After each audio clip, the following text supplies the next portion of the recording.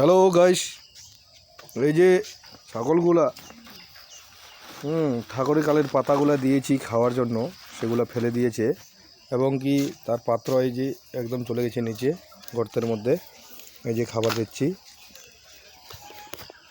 এই যে খাচ্ছি। এগুলো সব বাচ্চা হয়েছে ছাগলের। এই যে এইভাবে ছাগল খায়।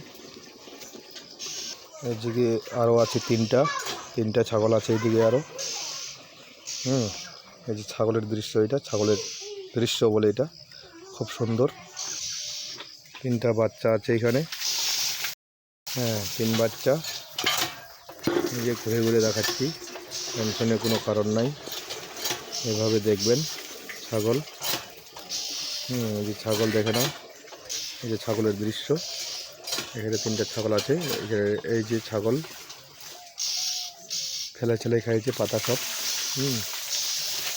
এই যে ছাগলের দিকে বাচ্চা হয়েছে ছাগলের তিনটা। ঠিক আছে, আজকের মতো এই পর্যন্ত।